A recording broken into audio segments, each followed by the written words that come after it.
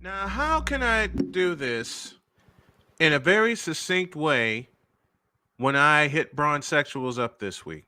Oh, yeah. Y'all tripping. Let's go.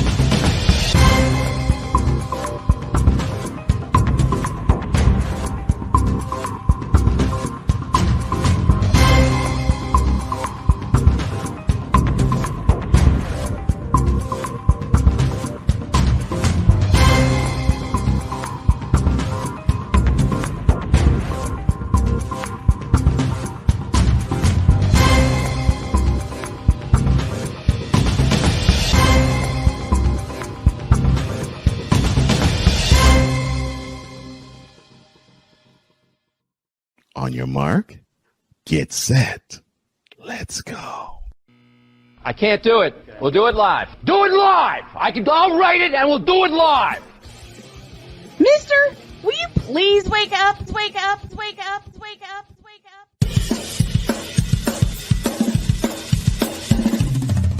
Good morning. Kevin Durant, you should have left California. This Bronzexual upset me in having to bring this teenage idiot from Wisconsin into a sports conversation.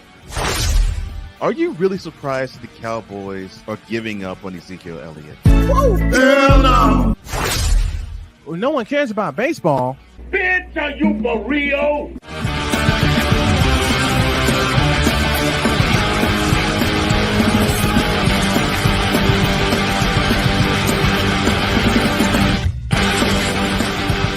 Oh, yeah! Had a great weekend. Now it's time to get back to work. Good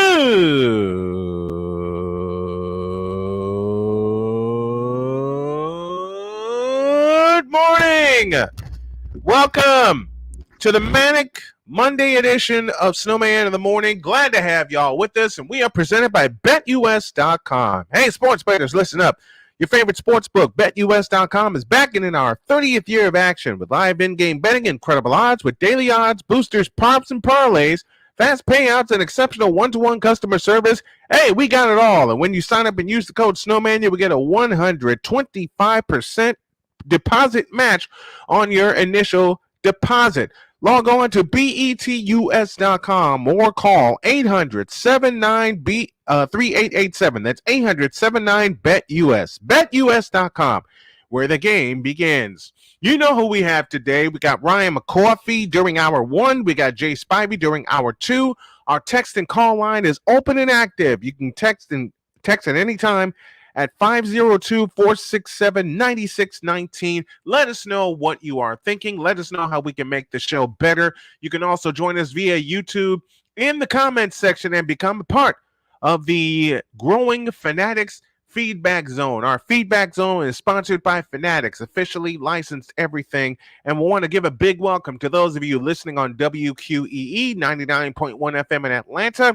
For those of you listening on KSHP in Las Vegas, AM 1400 and FM 107.1, and a big welcome to those of you listening on WIRUDB in Chicago, WLEO 26.7 in Baltimore, Maryland. The affiliates list is growing, and a big welcome to those of you listening via our flagship stations, SM Sportsnet and SM Sportsnet 2. We got some work to do, so let's do it. Here's the Whip Around, presented by Fanatics.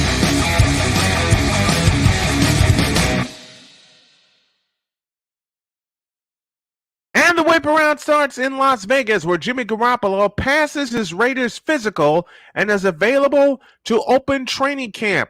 According to ESPN, Jimmy Garoppolo, who signed a 3-year contract with Las Vegas in March worth up to $67.5 million, passed his physical on Sunday and will not need to begin the season on the physically unable to perform list.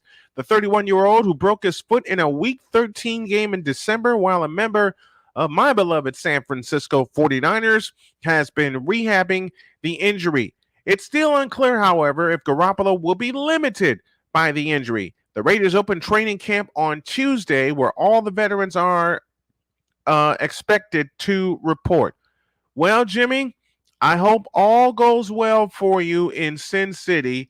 You deserve a chance to be a starter, and it's kind of sad to see your career go the way that it did, but for the 5 years that you were with San Francisco, man, I am your biggest fan, and I will probably be your biggest fan going forward. Good luck to you, Jimmy.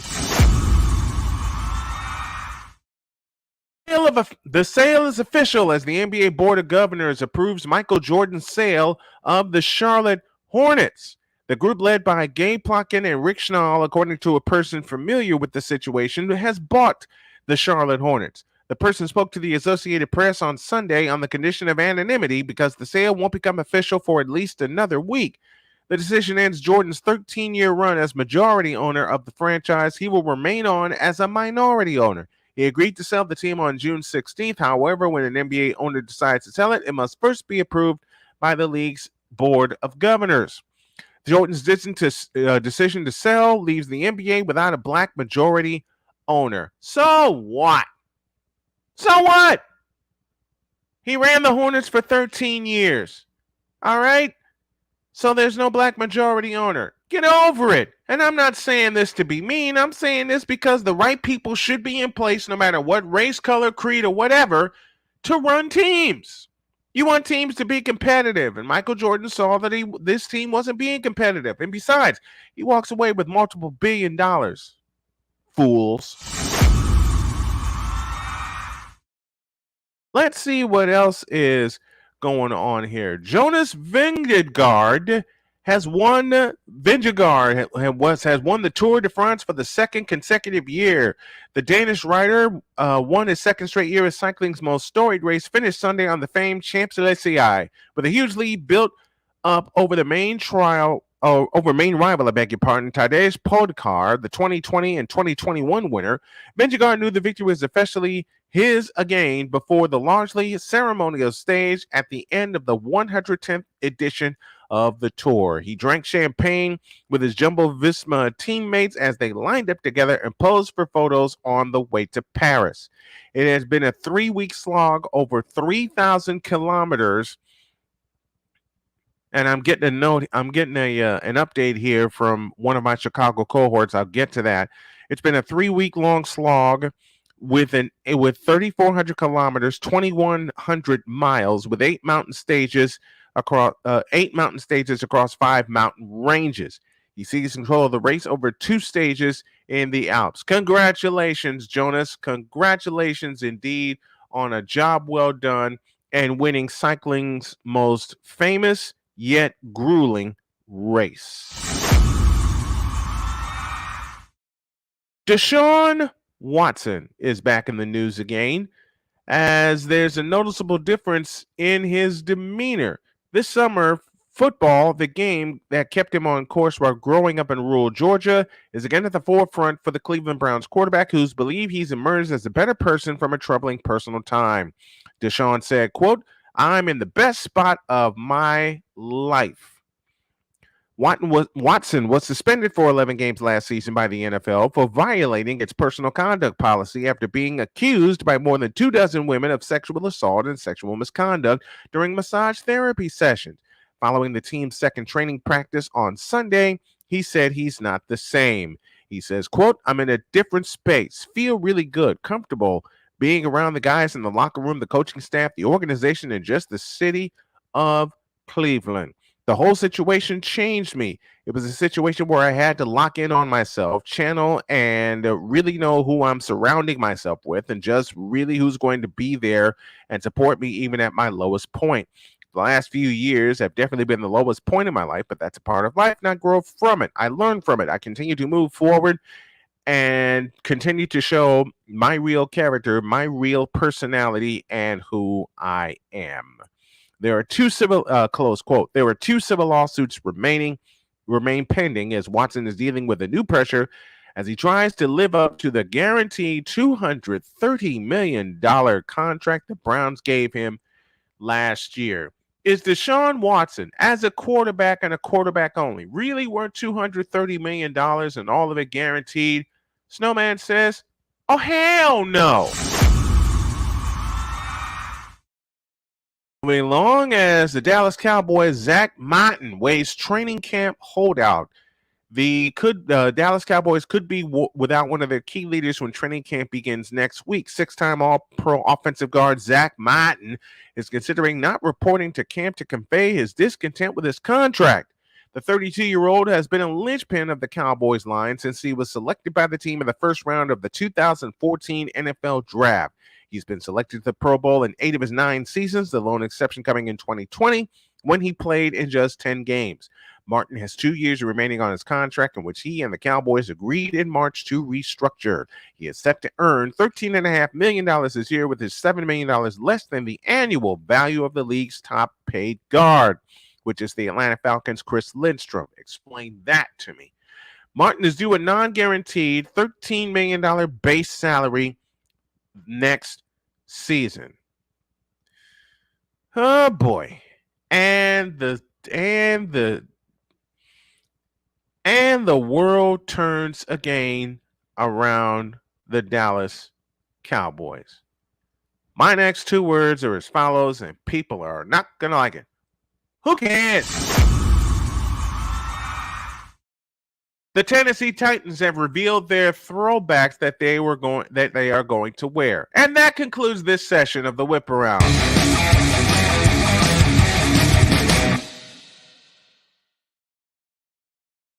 It is the following. It don't look right on a team in Tennessee to wearing the Houston Oilers throwback uniforms. And of course, they didn't announce which game they'll wear the uniforms in, but I'm willing to bet that the Houston Texans are involved somehow.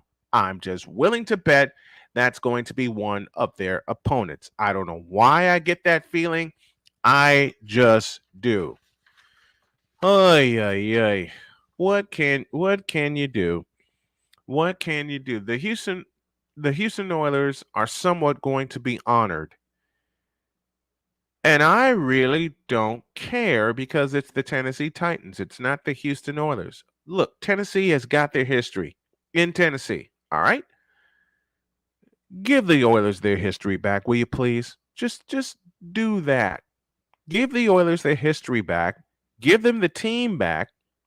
And maybe, just maybe, the NFL will be back to normal again. If you want to find out what normal is.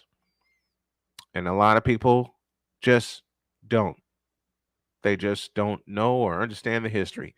And to have Earl Campbell pictured outside of the Nissan Coliseum or Nissan Stadium, awful. Just awful. This is Snowman in the Morning with Cole Johnson, back in the deuce. This is Snowman in the Morning.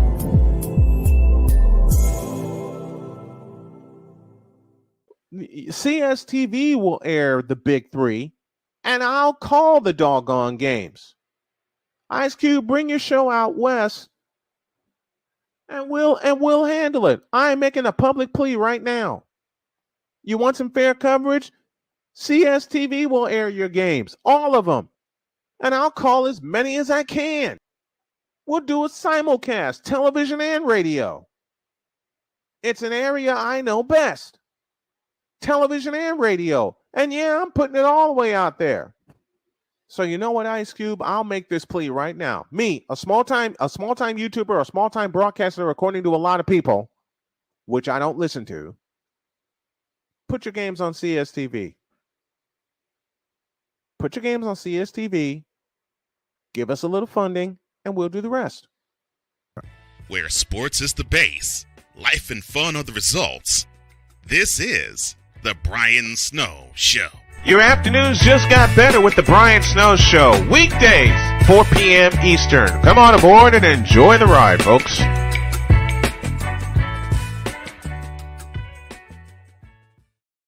This planet has been great to me. It's given me gifts that I can't even explain. It's given me adventures and memories I'll never forget. And Battleborn, I think, has given me the opportunity to go beyond and give something back. How can I be a better custodian to this planet and the place I live? That's where I am with Battleborn. Let's make the planet a better place.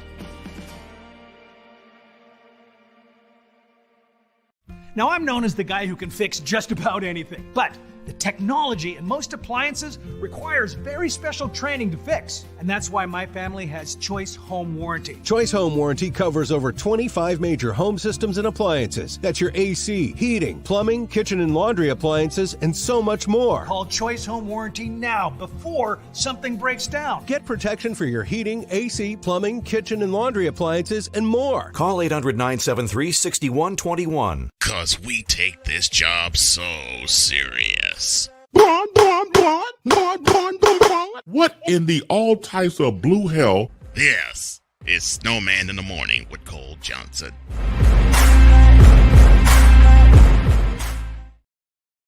Oh, it is indeed Snowman in the Morning with Cole Johnson on this Manic Monday edition. We're presented by Recruiting Giants. Our mission is to connect exceptional talent with exceptional companies. We strive to provide innovative and tailored staffing solutions to help organizations build successful teams. By leveraging our expertise and extensive network of industry professionals, we aim to drive growth, foster long-term partnerships, and positively impact the success of both our clients and candidates.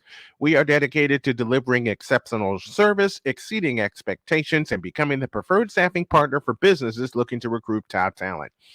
For more information, email Mark Zanetto at info@recruitinggiants.com or call 336-587-3659. That's 336-587-3659. Recruiting Giants, where talent meets opportunity. To the Fanatic Feedback Zone, and Sick Diggy has been all over the place. He says, happy Monday, everybody. Happy Monday to you. And the Whip Around is brought to you by Daddy Joe's Rawhide Belts, the belts for chapping that high roll. Daddy Joe's Rawhide Belt. Salute to Gary, Indiana, a place where I used to call home. And Bum Leg Orthopedics, the only thing keeping Anthony Davis's leg, keeping Anthony Davis intact. Oh, my leg, oh, my leg, oh, my leg. Oh, gosh. And off we go with the crazy ads. Deshaun Watson is still going to have a dark cloud over his head for a little time longer. Yes, he is. And Victor Locke is in the house with us from Chicago. Thank you for tuning in, and thank you all for tuning in. And for those of you on YouTube for the first time tuning us in, why don't you do us a favor? Smash that like button, hit that subscribe button, and that notification bell. That way you'll know when I go live, when we go live here on the channel, or we upload a video. And a shout to CSTV out of Reno, Nevada, and All Points West, and a shout to BS3 TV for All Points and All Points South and Southwest, and to the many countries that are tuning us in this morning. There are two notable names in the enshrined in Cooperstown in the Baseball Hall of Fame. Those two names are Scott Rolen and the crime dog Fred McGriff. These are two names I love. These are two players I loved watching play. I mean, let's start with Scott Rolen. Scott Rolen, look, I don't care what anybody says. Scott Rolen played the hell out of third base with no matter what team he's with, but he made his career with the St. Louis Cardinals. He made so many plays at third base he had no business making. It's not even funny. And because of that, and the 8-time Gold Glove winner that he was, he's in the Hall of Fame. And I say rightfully so. I absolutely say rightfully so. And he got emotional, as I pull this up, he got emotional during their Hall of Fame induction. It took all of 9 seconds for Scott Rolen's voice to quiver and his eye filled with tears when he began talking about his parents and family. And he says, quote, "Well, that didn't work." He paused before he regrouped and tried again.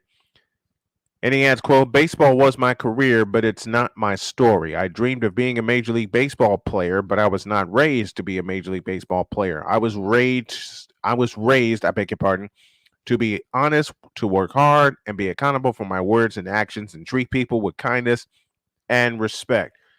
I was not taught in today's terminology exit velo, launch angle, or spin rate. Rather, I was taught please, thank you, excuse me, and I'm sorry."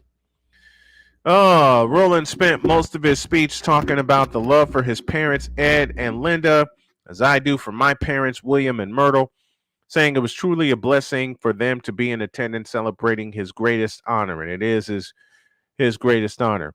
Rolen also adds, "We've had some health concerns in our family. COVID came through, and my mom's holding up a big target at that time. Mom at one point said, 'Scott, I'm going to be alive when you get inducted into the Hall of Fame.'"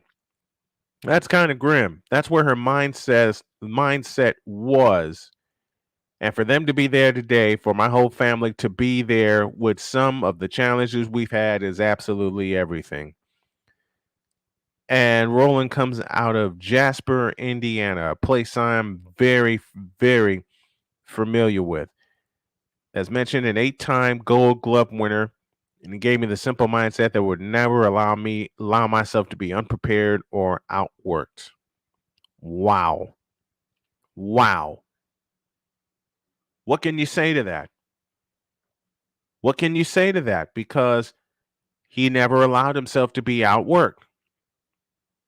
He never allowed himself to be outdone. And now he is in the Hall of Fame. And it's like Big Dog Shane Lake just said.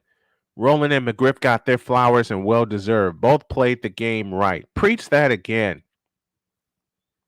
They both played the game right. More on the crime dog Fred McGriff, who had one of the most powerful yet the most sweetest swings ever.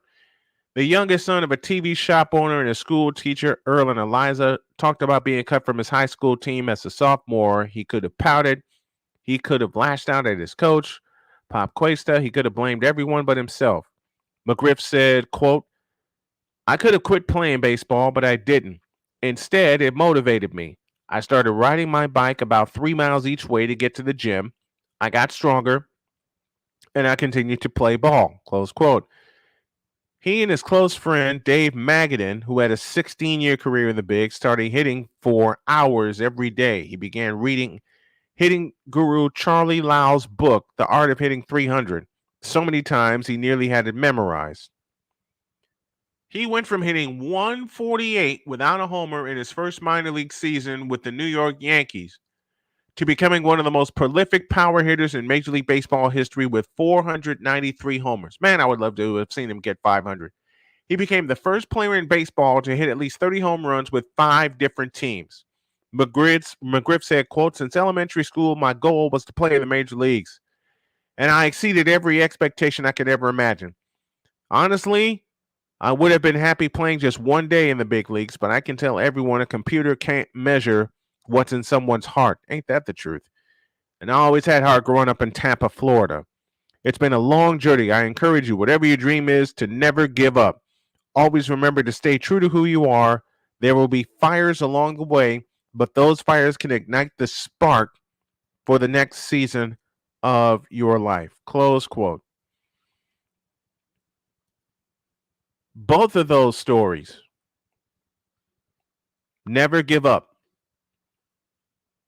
And Victor Locke says, "Wow, work ethic. That's another curse word in today's day and age." Yeah, but it's a curse word I say and live by often. When you're driven to be the absolute best, people will tell you that. You don't have to tell people you're the best. I'm looking at you, LeBron James. I'm looking at you, James Harden. I'm looking at you, Kyrie Irving. And to a point, I'm looking at you, Juan Soto. You don't have to tell people you're the best because they'll tell you. And when they tell you, it should motivate you to work harder to remain the best. He got cut from his team, but used it as motivation. I tried to play baseball as a sophomore in high school and later on as a junior, got cut both times, but both coaches asked me to be their statistician. It was then I realized, okay, I belong in the booth more than anywhere else. I tried to play baseball because I fell in love with baseball. It's the first sport I ever loved. But I just couldn't cut it. But I found a way to stay involved. These two right here, Scott Rolen and Fred McGriff, are just reinforcing something that I have been taught on a daily basis by the people I love, and I continue to get taught every day by the person who I married. Don't give up. Don't ever give up. You have something to prove. Every day I'm being told I have something to prove. Every day I'm being told, what is your next step to get better? What is your next step to make this empire explode? That's how Scott Rolen and Fred McGriff lived. It's pretty simple. All the advanced stats in the world could not tell you what those two meant to the game and meant to the teams that they played on. And for McGriff, 30 home runs with 5 different teams, you'll never see that again. Ever.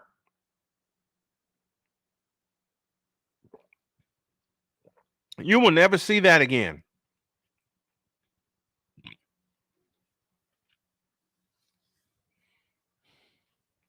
Victor Locke says, look at MJ. His first love was baseball, but he became one of the greatest basketball players ever. Absolutely. Because he worked hard at it. And I mentioned the players earlier, and I put Kyrie Irving on that list. I'm looking at y'all. Y'all don't work hard.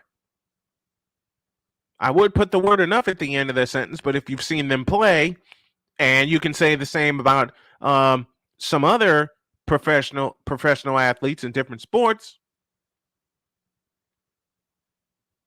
y'all don't work hard. I'm not even going to put the word enough at the end of it. I know there are days where we here at Snowman Multimedia don't give our best. I know that. But given the stations that have hopped on with the show and say, hey, we want you aboard our station. Yeah, Joel Embiid on that list too. I'm trying to think of some more baseball players that we can go to football. Antonio Brown, aka Antonio Clown. Thank you, Victor. They don't even work smart, Snowman Multimedia, let alone work at all. Thank you, Sick Diggy, joining us from Norway. They don't, man. They just don't. And Fernando Tatis Jr. suspended 80 games disobeying the substance rule. You stupid idiot. You know how lucky you are to play baseball? To be suspended for a banned substance? That does dishonor to your father, who was the only person to hit 2 grand slams in the same inning. I say all of that to say hard work does indeed pay off. And I look at one team whose hard work did pay off last year, and that team is the Houston Astros. There's a lot of people that will still say the scepter of 2017 lives. Let me put an end to that. No, it doesn't. Because they lost in 2019 in the World Series to the Washington Nationals, and then a year later erased a 3-0 deficit and nearly come back and beat the Tampa Bay Rays. Were it not for an outstanding pitching performance by Tampa Bay in Game 7. A year later, they go back to the World Series, losing 6 to the Atlanta Braves. A year after that, they beat Philadelphia in 6 games to claim their second World Series in 6 years, and I think this year they're on their way to another one. They may trail the Texas Rangers right now, but I think that'll change. And then, of course, there's the case of A-Fraud. or A-Rod, as people want to say. I said all that to say this. Hard work does indeed pay off.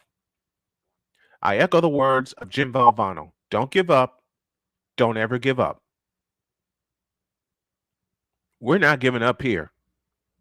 Every player that you see that played in the major leagues that became your favorite, they went by the same motto: never giving up. They never gave up on their dream. And if you give up on your dream, you're crazy.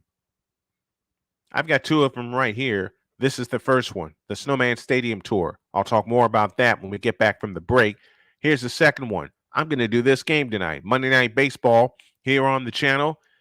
It's the Texas Rangers and the Houston Astros in the battle for first place in the American League West. Should Houston sweep them, they will tie the division. And they haven't led yet in the division. That's going to change. I really believe that is going to change.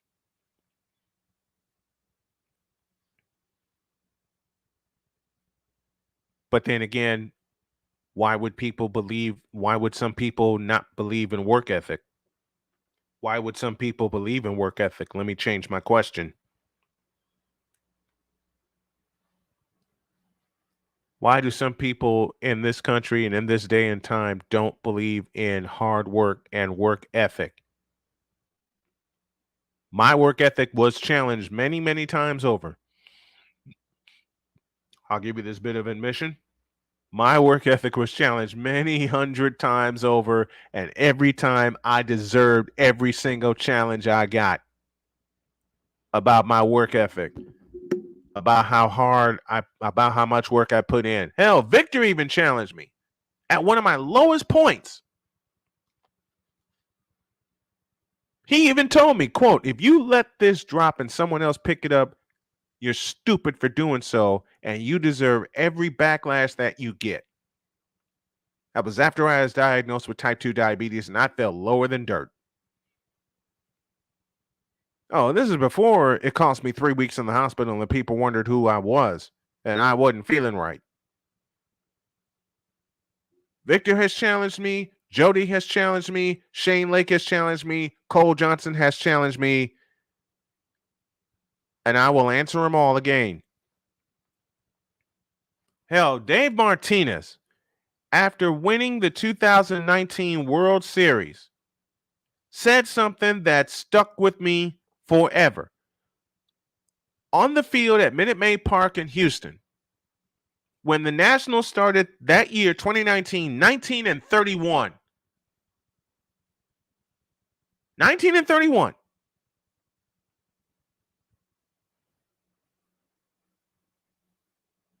And they were crowned champions. They beat the Astros in their park. Nobody won a home game in that series. The Astros won 3 on the road, and then the Nats won 4 on the road. Nobody won a home game in that series. You know what Dave Martinez said? He said this. We stayed in the fight. We won the fight.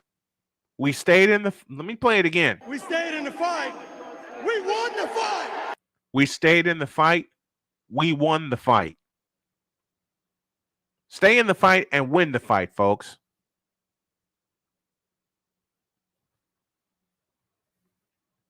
Stay in the fight and win the fight every day.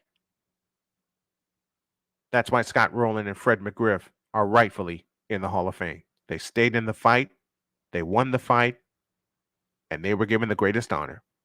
Take a pause for a break, and when y'all get back, Ryan McCoffey will join us. What is on his mind today? You'll find out in a deuce.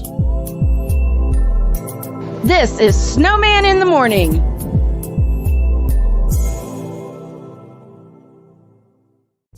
What do you get when you watch or listen to the Life Happens podcast? Well, I'll let them tell you. Kim and I are both ministers of the gospel, and what Life Happens podcast is a beautiful balance by simply taking our spirituality with real life and merging it together to create a beautiful balance. And that's what we do. BS3 Network proudly presents Life Happens podcast, where Christianity and life intersect. Live every Wednesday at 7 p.m. Central.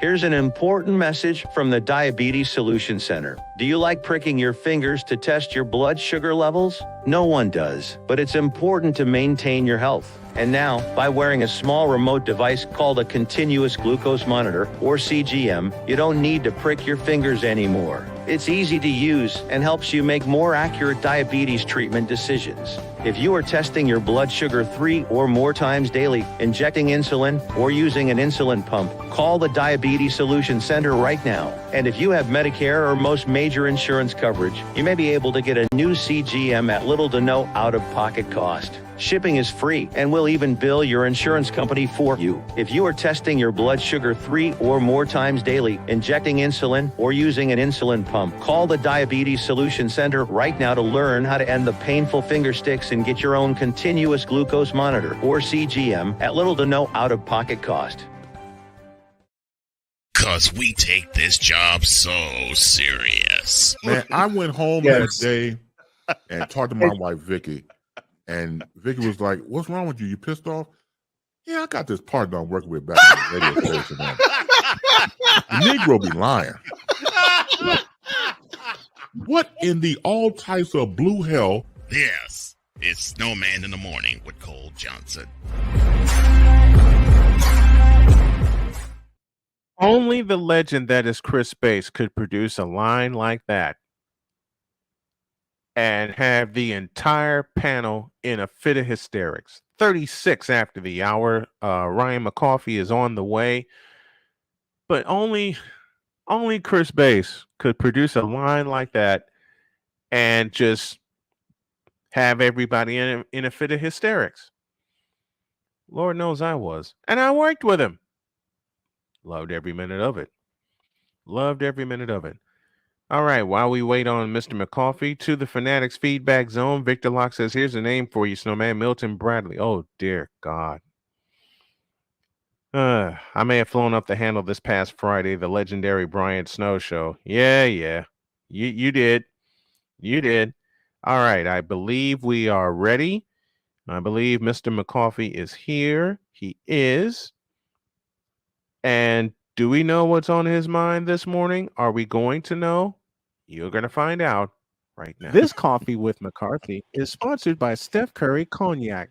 One, and it's lights out.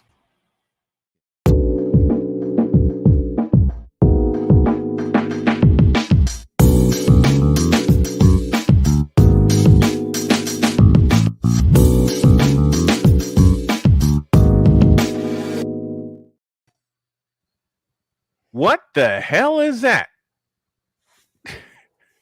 Oh, hey, Snowman. Hi. Ryan McCoffey joining us now. Why? Just why not? Why'd you do that? Why not? You just why not? Okay.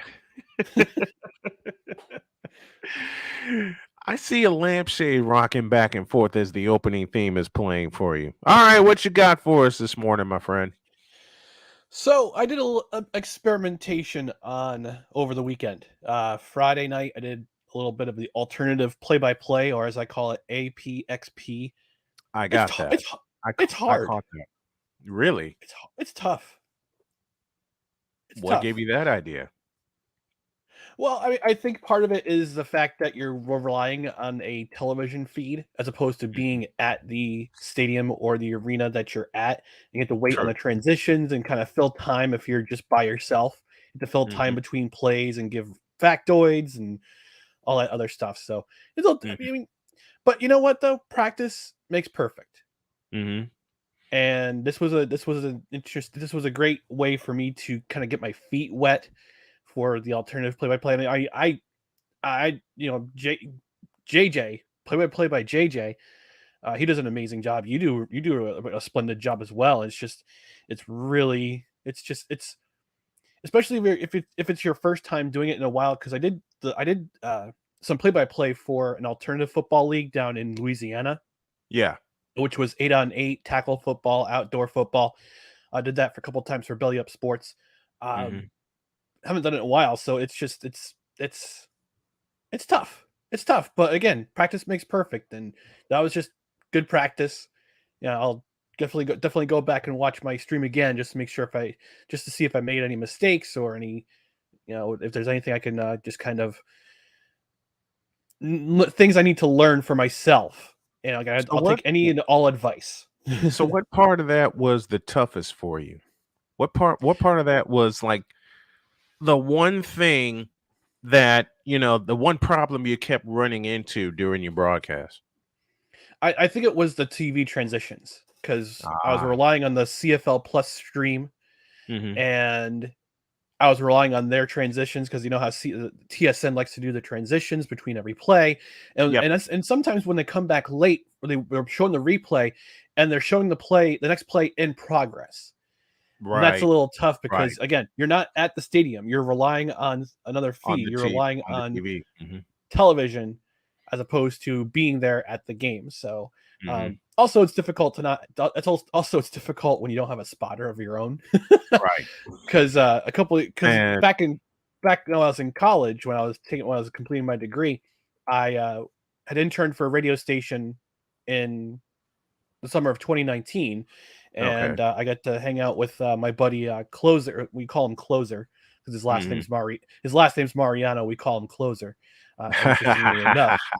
So he was calling a game for the Mariano Rivera, number 42. Q enter Sandman. Yes, yes, indeed. So I got to sit in with him while he was calling a University of Albany game, and I was his spotter for the afternoon. And I made his job a lot easier that day. So it's tough now because again, like I said, you're not at the game, you don't have a spotter, you're relying on a TV feed, and it's difficult to make those transitions. So if you're watching JJ, play by JJ, if you're watching out there, I would love to connect with you. Love to connect with you, Snowman, get some helpful advice as to how to make my alternative play-by-play better, because I want to get better. I want to send some submissions and see if I can get a job. It just takes a lot of practice, man. That's the first thing. It just takes a lot of practice. It took a lot of practice for me on site to know the transitions, especially with football. And the transitions are fast, right? All right, because I've worked with a couple of television companies back in Chicago, and I called a lot of high school and college sports, and the one thing you have to be aware of, if it's a big game, the breaks may be a little bit longer. And what I did with the WNBA, which I'll have Thursday night, and Major League Baseball, is I consulted the rule book. I downloaded the rule book and consulted the time in between quarters, so I can time that and make sure I have little tidbits of information that will take about 30 seconds. I'm still working on that with baseball, trying to get it down, because when I do college and high school baseball, between innings it's only a minute or a minute and 5, and with Major League Baseball it's 2:15. And I want to thank Shane Lake for getting that information to me. So what Cole, the mad scientist, did was he created breaks that lasted 90 seconds to 2 minutes. Yep. And those breaks allow me to breathe. But with the CFL, I would suggest that you consult the CFL rule book and look at their timing. I'm guessing it's about 2 minutes in between quarters. That's a guess. And I'm basing it on NFL breaks. But and there's something else I'm doing. I'm consulting the NFL because I plan to do Sunday Night Football. Because wife has given me a rule: at the end of Friday, I am hers until the end of the Colts game on Sunday. They're like, okay, I can deal with that. 2.5 days with my wife. Oh yeah, I can definitely deal with that. There should be no argument there, Snowman. No, hell no. Hell no, there's no argument. She loves football. Good. She loves football. So there's a possibility that if I do a stream on a Saturday with college football, she'll join me. I know Dietz will. You know, as we're planning that, she'll just want to know what games we're talking. She'll just want to know what games we're talking about. Or I would love to. I would love to hear I would love to hear the female perspective of a football fan. Me too. Just watching Me too. Watching a game and observing, and because I remember back in the day, I had talked to a friend of mine. We were at a I don't know if you remember this Mexican chocolate, courtesy of Ryan McCoffey, by the way. And 8 o'clock. 8 o'clock break. And 6:30. I get it. No, that's the brand name. No, that's the brand name. Oh, that's the brand name. Yeah. You can call this 6:30 because that's the time I got up this morning. So salute to you, sir. And I want a birthday present of this. I'll work on it. But I've had female announcers with me, and I've enjoyed every minute of their perspective. And all of them ask me, how can you keep up with the players' names or learn the players' names so fast? Especially when I was doing college basketball at Chicago State and later Loyola. They would ask me, how can you learn the players' roster so fast? I said, well, I do some studying the night before. Especially, it's especially important. It's like cramming for an exam when I'm asked to sit in, because I was the alternate announcer at Loyola University for women's basketball for 4 years. Thank you, Tom Westenfeld, for that opportunity.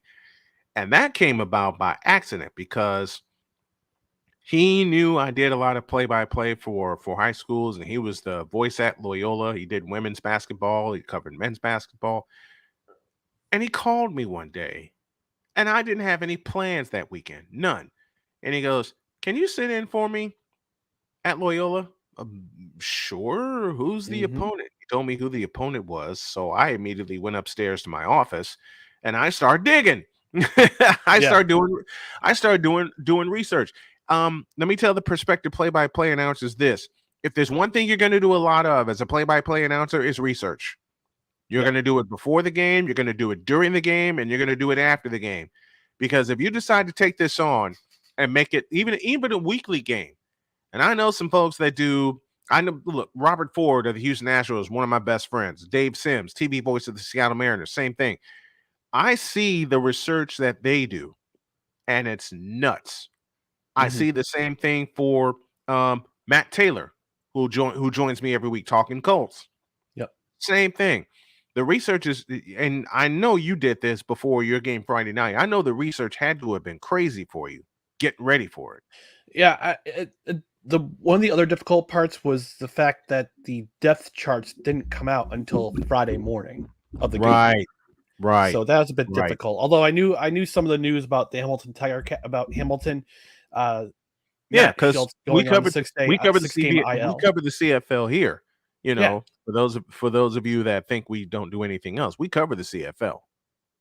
All right. I had a weekly show. I had to scrap it for this year because I had so much on my plate, but we cover it here. But getting the depth charts is a pain in the ass. Trust me.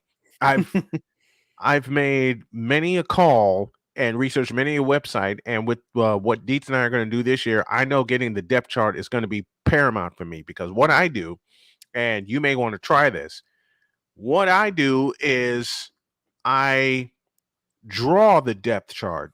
I have the information and I make spotting boards. And it's something that I've always done in my 20 plus years of doing football. I always have spotting boards, and it's one thing that Jody always gets on me about doing my spot boards early for the game I'm going to cover. And sometimes she helps me in doing it. And that's one of the best things about, having Jody around, when she helps me with my broadcast and helps me get ready for it. And it just helps, like you said, to have that female perspective. And Jody's basically in charge of in-studio production here, and she tells me, do you have everything ready? Are your reads ready? And things like that. You want to be as prepared as possible. And what I would suggest you do is consult the CFL book and look at the timing. Okay. In between quarters and everything. The transitions, you can't do anything. the transitions you can't do anything about because you're relying on a television feed. And the best thing for you to do is talk about the replays, set up the down, set up the distance.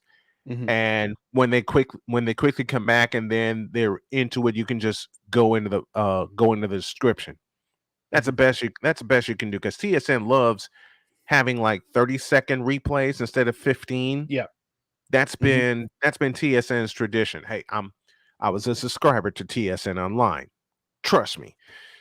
They love their transitions, whether it's baseball, whether it's hockey, or things like that. So what you need to do is prepare yourself for like a 30-second transition or up to 30-second transition.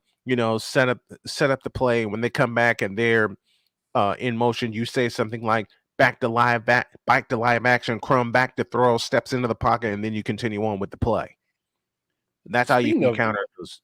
That's how you can counter those transitions. Speaking of Dustin Crum, he did it again. He did it again. 2 weeks in a row. He did it again. The Ottawa Red Blacks, I nearly called them the Rough Riders. I'm old school. That's okay. The Ottawa Rough Riders are nothing to play with right now, with Dustin Crum leading them. If you really wanted to go obscure, you call them the Renegades. Oh, I remember the Renegades. Orange was one of their colors. I have a story about the Renegades. Okay. So, 2001, I went up to Montreal. I went to the Grey Cup in Montreal. And nice. Yeah. Nice. Yeah. That's what my ticket. Was this at Molson Stadium? This was at Stade Olympique. Oh, Olympic Stadium. Okay, so you were playing at the Big O. Okay. Yeah, I went to the Big O, and I got really great seats for $75. Lower bowl, I think the 25-yard line, I want to say. In Olympic Stadium. Yeah, Olympic Stadium. Something else, man. Something else. So on Saturday morning, I'm walking down. I'm trying to remember which street it was. I want to say it was St. Catherine's, but it could have been the street up. That's right, because they didn't move to Molson until 2014, I think. No, they moved. I have another story about that. But back to this story. Back to the original story. So I was walking down getting breakfast, and I walked in, and there's 3 gentlemen behind me at this breakfast place. And I was just by myself because I travel. When I travel, I tend to travel alone. If I go somewhere for a sports destination, I go by myself. Back in the day anyway. So I'm just by myself. These 3 gentlemen walk in, and they're from the city of Ottawa. They're representing the city of Ottawa. They're from the government, from their city government. And we talk. We're just like, "Whoa, what are you doing? What are you doing up here?" It's like, "Where are you from?" I said, "I'm from originally from upstate New York. I'm from around the Capital Region area, the Albany area." I was like, "Oh, what are you doing?" Right. I said, "I'm checking out the Grey Cup." It's like, "Wow, you came all the way up here for the Grey Cup?" I'm like, "Yeah, I love the CFL. I love football, period, and I wanted to come up and enjoy the game. And I bought this ticket back, last year when I originally wanted to go." So we got breakfast, and one of the gentlemen hands me a hat for the Ottawa Renegades. I still have that hat somewhere. He hands me the hat.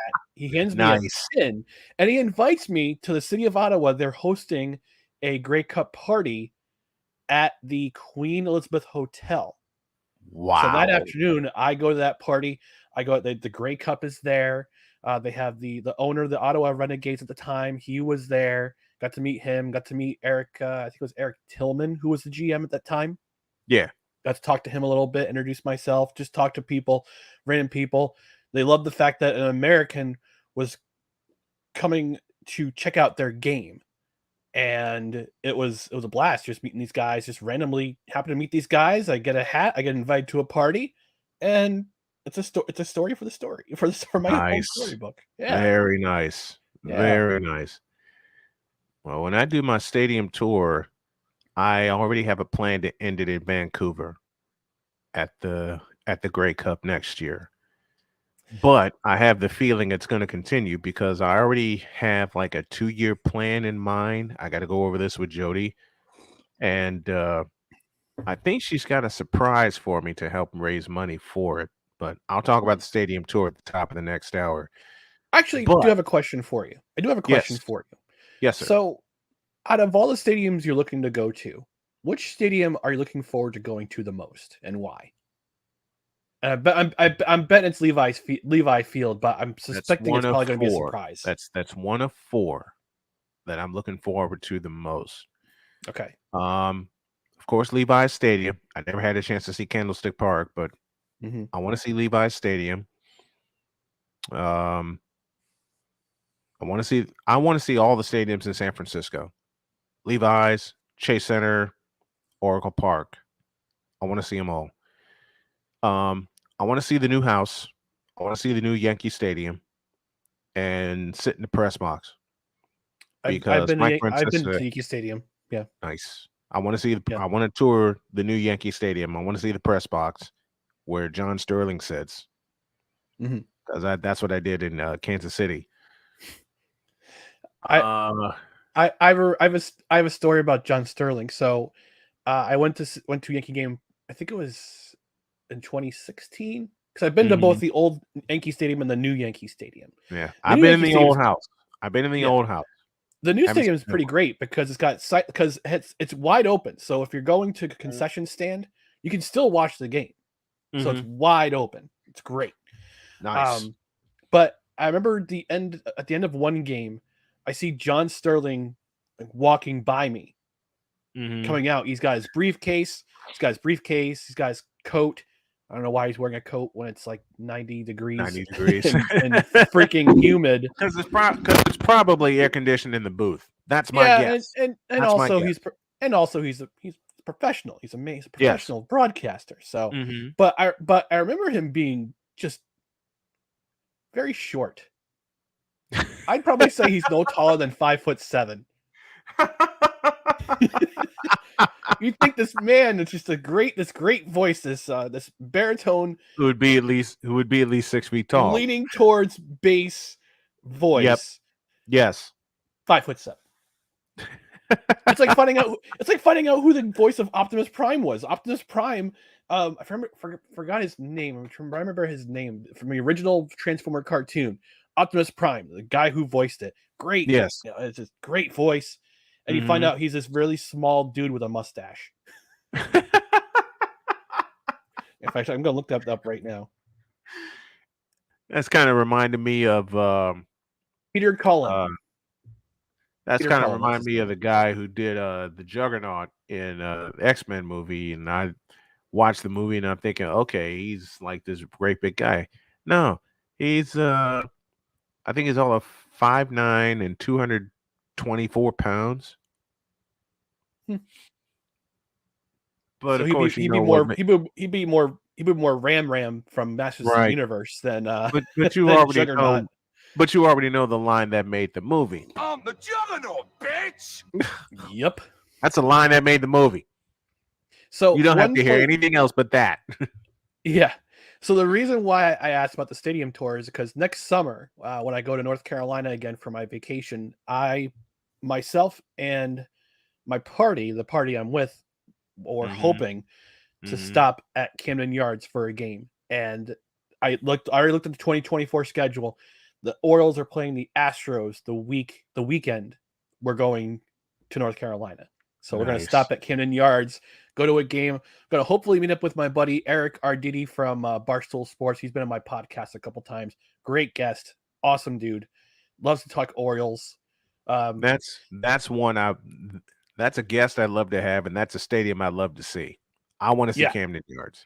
My brother went to Camden Yards last year. I was very jealous. But he told me all about it yesterday. We were at a graduation party, and I said, "Hey, I'm thinking about going to Camden Yards." He's like, "Oh, this is Camden Yards is awesome." Like he told me all about it. So I'm looking forward to going myself next year. So, cool. Yeah, I'm excited.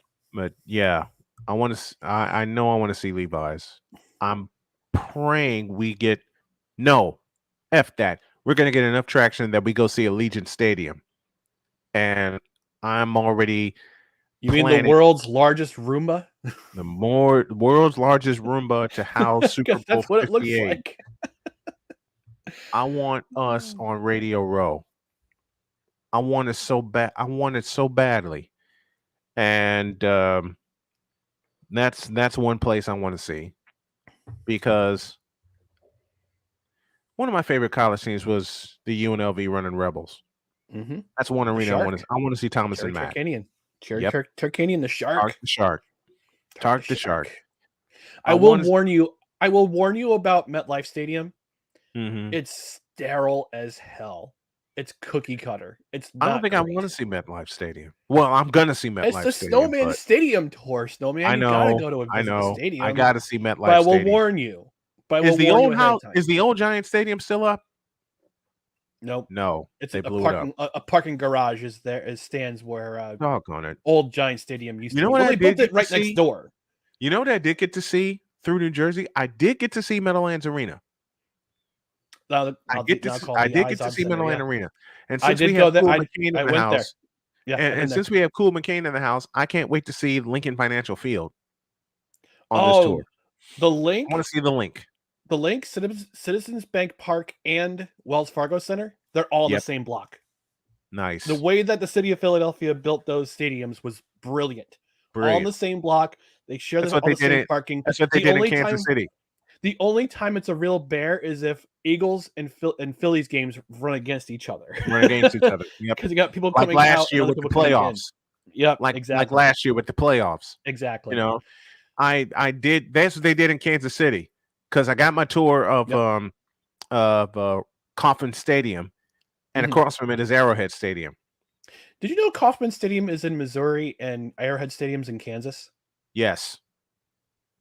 Yes, that's a fun fact I love to share with people. It is. It is, and most people don't think about it. Yeah, and I remember when that Arrowhead Stadium is technically in Kansas. Yeah, Kansas City, Kansas. Mm-hmm. Oh man, running out of time, but I love having you on, brother. It's always a great time. I love you very much.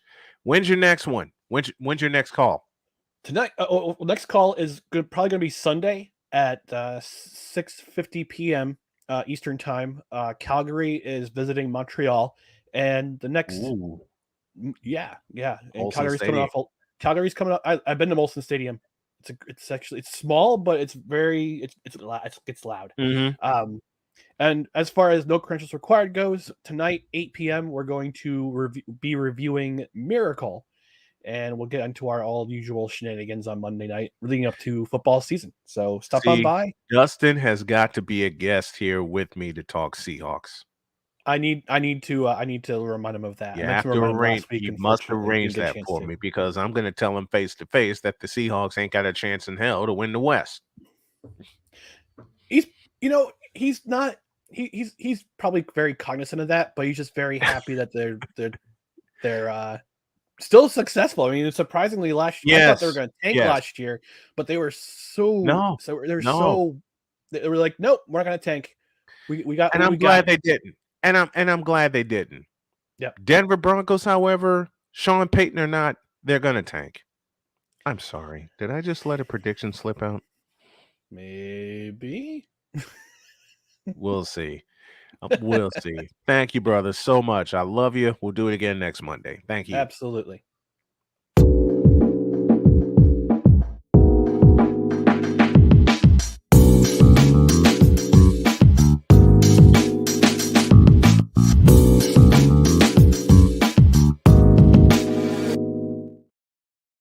I always run late with him. Hour 2 after this.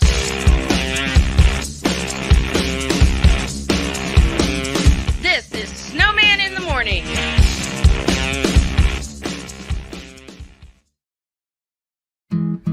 Where did the time go? I don't know how I got here. You've done the hard part. You quit smoking. Now do the easy part and get scanned for lung cancer. If you smoked, you may still be at risk, but early detection could save your life. Talk to your doctor and learn more at savedbythescan.org. If you talk, they will hear you. We all want our kids to grow up safe and healthy, so we show them how. And we tell them with honest conversations that let them know what we expect. Not just one time, but every chance we get. That's especially important when it comes to alcohol and other drugs. Kids not only need to know the dangers and how to avoid them, they need to hear it often from you. And when it comes to pain medications, opioids, They need to know that they should never be taken without a prescription and never shared with friends or family. It's dangerous and illegal. So talk with your kids and guide them through the challenges of growing up safe and healthy. Because when you talk, they hear you. For more information about talking with your kids about underage use of alcohol and other drugs, visit underagedrinking.samhsa.gov. So don't let here. You can do it if you try. He was only 58 years old when he passed away. That outcome could have been different. Colorado happens to be one of the worst states for radon levels. It's in our ground, and it seeps up. The more you breathe radon, the more chance you have of DNA being hit and the cell mutated. The EPA estimates 22,000 lung cancer deaths a year caused by radon.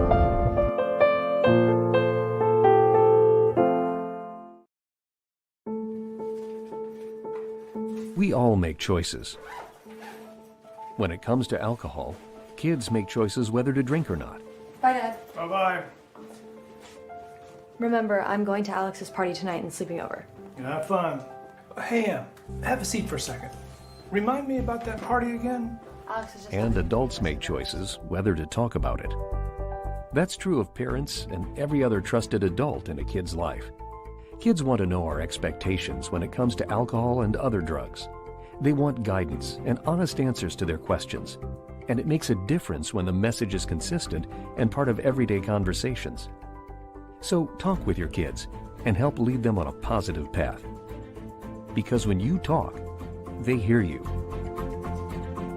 For more information about talking with your kids about underage use of alcohol and other drugs, visit underagedrinking.samhsa.gov. Time for hour 2 of this spectacular. Ryan McCoffey now joins us this morning. That's what you need to do to beat Josh Allen. You need to make him uncomfortable. Hour 2, time for some Spivey notes. And here's Jay. Well, I know he's only in his 3rd year, but they're just wasting Justin Herbert. Hour 2, the hardest working content creator I know, the playmaker. Hey, LeBron James, the greatest scorer of all time. Hey. Hour 2, the one, the only Christopher Dietz. They rewarded Ohio State for not playing, and they punished USC for playing. Hour 2, Sam Shady. Oh, man.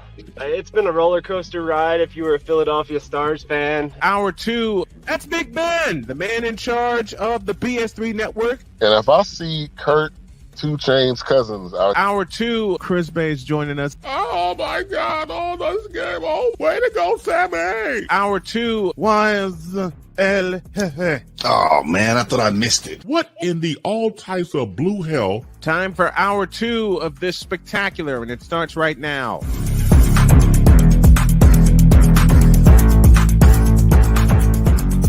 Rolling. Keep them wagons rolling hard. Rolling along into the second hour here on Snowman in the Morning with Cole Johnson.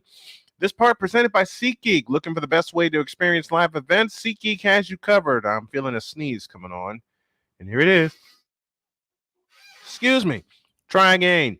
Looking for the best way to experience live events? SeatGeek has you covered. With just a few taps on your phone, you can find the best seats for concerts, sports, theater, and more. Don't miss out on unforgettable moments. Download the SeatGeek app today and get ready for an experience like no other. Each ticket is better for authenticity and ranked on a 1 to 10 scale. And right now, if you use the code Snowman Multimedia, got to use the full word, Snowman Multimedia, you'll get $20 off of your first purchase. That's only through the power of SeatGeek, where fans can fan. And the link is going to start appearing in the description box for those of you watching on YouTube, where you can use the code Snowman Multimedia. All right. There is a chance that the name Washington Commanders won't be around for long, according to Magic Johnson, a minority stakeholder in the ownership group led by Josh Harris. Speaking on the Today Show, and I'm reading from USA Today, speaking on the Today Show one day after the sale from previous owner Dan Snyder to Harris and his group, Johnson told Craig Melvin, quote, "Everything's on the table, right? Especially after this year. We'll see where we are with the name, but I can't say that right now. We're going to spend this year understanding what we have in place And then I'm sure that'll come up. The Commanders, the name of the team, will come up eventually. But right now, we got enough work to do that will keep us busy. Close quote. All right. Here is the question of the day. And I want someone to type this in the chat so we can ignite the chat. All right. I don't want to light it up. I want to ignite it. Do the Washington Redskins return in terms of fans and name? And I'll pose a second question to that. Do they move back to the nation's capital? Because they're playing currently in a bleep hole in Landover, Maryland. Man, thank you, Victor. That's our question of the day. Do the Washington Redskins return? And I say yes. I say yes. Because there's, to me, even with all the ballyhoo that's going on, the change of the name was part of a smokescreen for Snyder. Not only part of a smokescreen for Snyder, but by Snyder. And now that mostly everything is out, push the plunger and start over, man. Because you're talking about a nickname. Do the fans and name, do the Washington Redskins make a comeback? Yes, they need to. Just like the Houston Oilers need to, just like the Seattle Supersonics need to, the Washington Redskins need to return. Period. Now, I know they are called the Washington Commanders right now, and many have told me you have to use their current nickname, but I just can't. I'm speaking as a fan. I'm speaking as a fan of the Washington Redskins. Okay? Dan Snyder ran that franchise into the dirt. He ran that franchise into the dirt. Okay?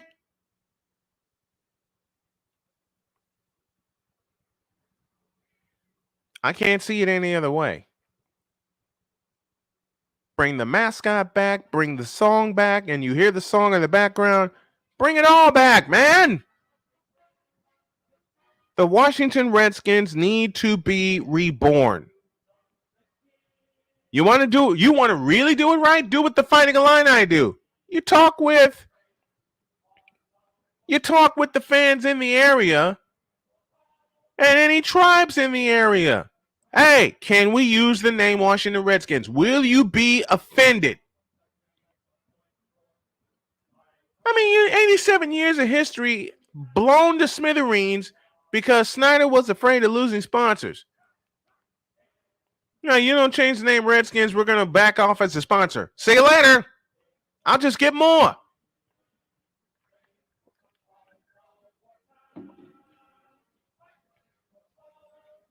It's got to come back.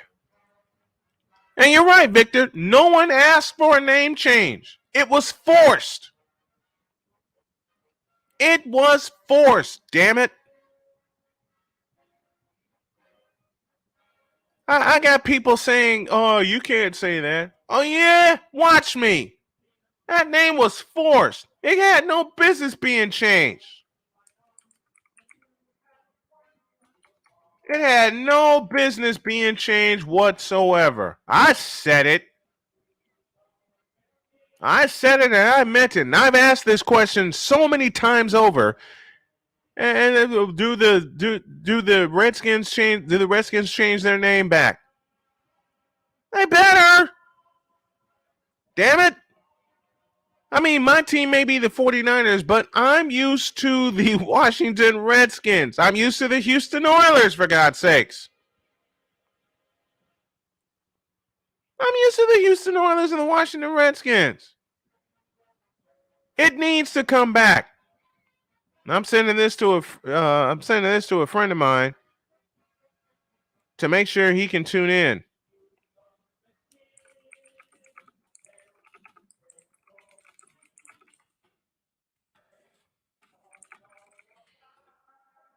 It should have never been changed. Okay, if people are so offended by the Redskins logo, use the R or use the spear and be done. Jeez Louise. And the Redskins logo before it was scrapped was designed by the member of the Blackfoot tribe. Okay, there's your answer right there. Thank you, Ryan McCarthy. The Redskins logo was designed by a member of the Blackfoot tribe. I have a question. Where did all the hatred come from? Where did all the offense come from? If the Redskins logo was designed by a member of the Blackfoot tribe, come on now. Come on. It needs to change, and it needs to change now. Don't wait until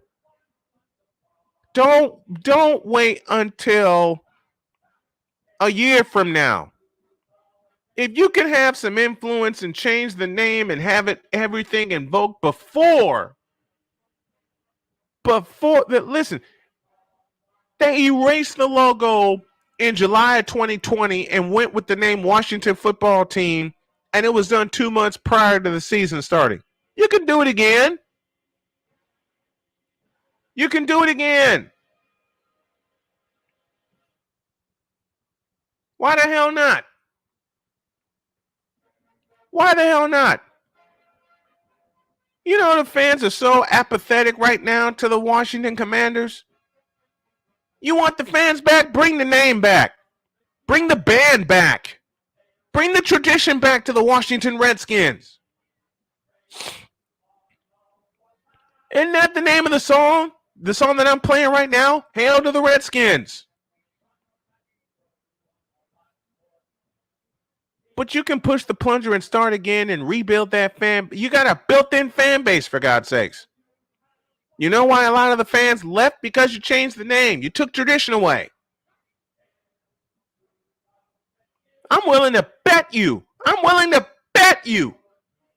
that if you change the name back to the Washington Redskins, the fans will come back. They'll support the team. They'll bring in the money. All you have to do, Josh Harris and new leadership group of the Washington Redskins, change the name back. You bring the fans back, and then stay the blank out of football business. That's it. That's it. It's similar to the Edmonton Eskimos changing the name to the Elks. It's corporate bullying based on reactionary politics. That's exactly what it is, Ryan. Washington Bullets, hello.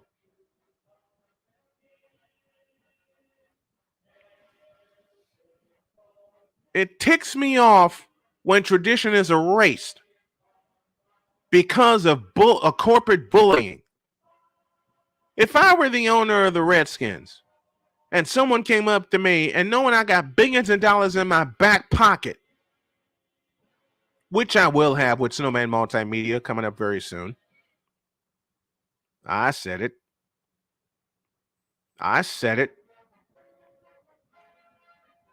If someone came up to me trying to bully me out of a sponsor, and they said, if you don't change the name, we're going to drop our sponsorship. See ya.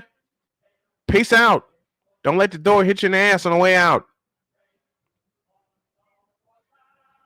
If fans love the name Washington Redskins, and we're talking about 87 years of tradition, 87 years, and there was not a complaint in the world. Matter of fact, they're so beloved. They were so beloved that the offensive line, which was called the Hogs, had people in the stands at RFK Stadium dressing with the snot nose on them because they were a fan.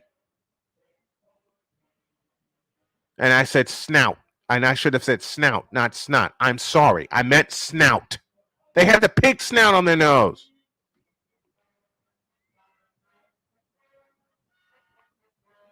People these days are Charmin Harden soft. Get the hell over it, will you please? Golly, man. Just get the hell over it.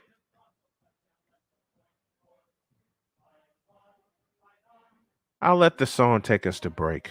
Washington, rock, rock, rock, hail to the Redskins, hail victory. Praise on the warpath, fight for our DC.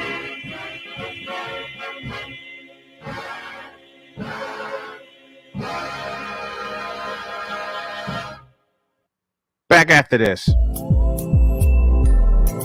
This is Snowman in the Morning.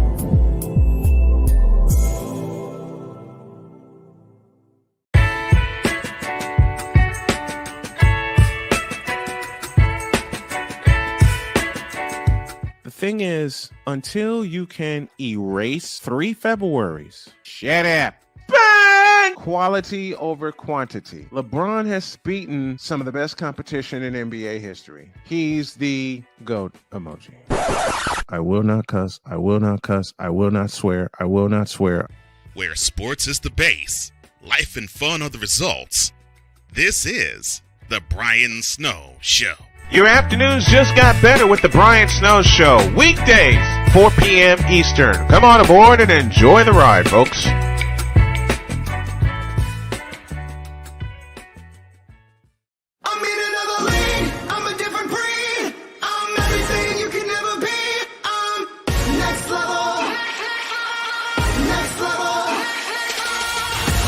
Thursday nights are wrestling night on CSTV. Tune in every Thursday night at 7 p.m. Pacific to see all the amazing Next Level Pro Wrestling stars on Thursday Night Throwdown on CSTVNow.com and the CSTV app on your Roku device.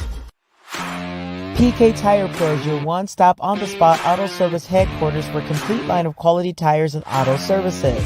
For years, we have provided the Stockton, California area with the latest products and unprecedented services for everything we sell. And for years, our customers have been coming back. Take a look around. If you don't find what you need, visit us in Stockton, California. From the latest and best in tire technology to the services required to keep your vehicle looking good and running great, PK Tire Pros can get you out on the road quickly and at an affordable price. Stop by soon to see why so many people consider PK Tire Pros to be the one-stop shop for all of their tire needs. At PK Tire Pros, our friendly and knowledgeable staff, quick and dependable service professionals, and affordable prices all come together to make driving out on a new set of tires easy.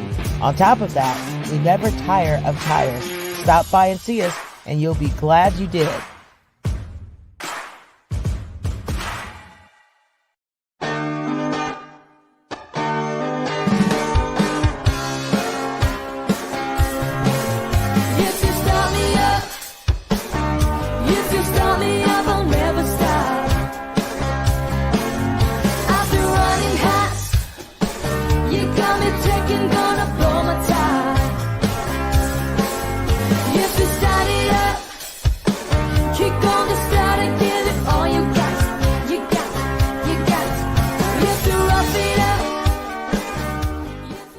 Because we take this job so serious. The is that? Sorry, pardon me. My apologies. What in the all types of blue hell? This is Snowman in the Morning with Cole Johnson.